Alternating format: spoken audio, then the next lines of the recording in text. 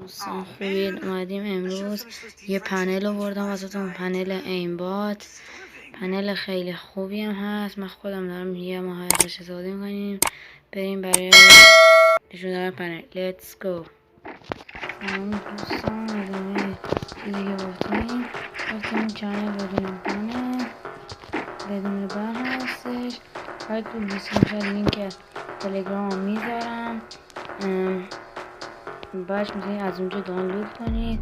بعدش این فایل رمز داره، تو ویدیو رمزش میگم 3 رقم اولش. الان داریم رقم اولش 1 و الان داریم بدون ایمبات میزنیم.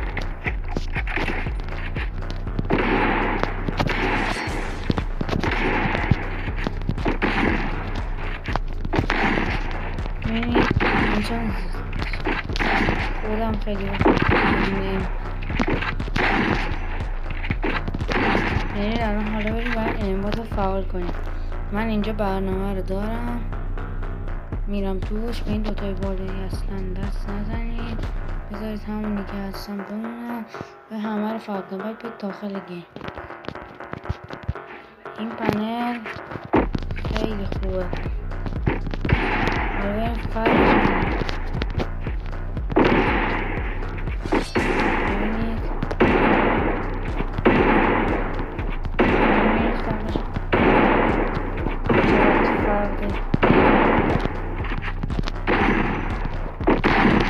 الان به دلیلش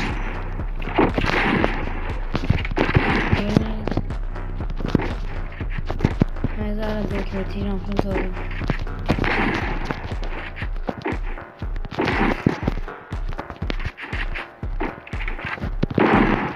بله دوستان، رقم دومشم یعنی تیرم گفت لرزش هم نداره. دیگه به دوستاتون هم میتونید سابسکرایب کنم، به دوستاتون هم معرفی کنید.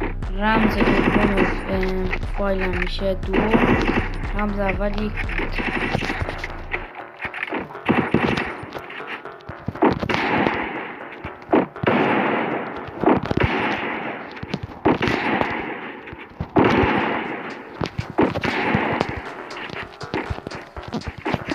میبینید چقدر فرق داره.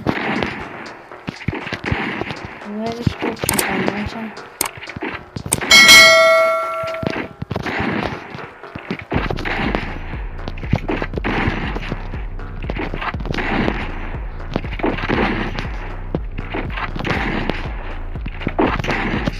این پنل. حالا بریم برای سراغ آموزش دادنش چجوری نصب کردن. وارد برنامه زداشتی میشید. این تو بخش شما باید برید تو بخش تلگرام تو این من تو دانلودامه. باید برید وارد دانلود ها و فایل پیدا کنید. دیگه فایل رو میبینید میزنید بر روی نمایشی که زدید فایل واسهتون میاد. بعدش میزنید نصب. اینجا رمزی که داخل ویدیو گفتم و باید رمز رو باید وارد کنید. میزنید تایید و برنامه واسهتون میاد. ممنون. توی خود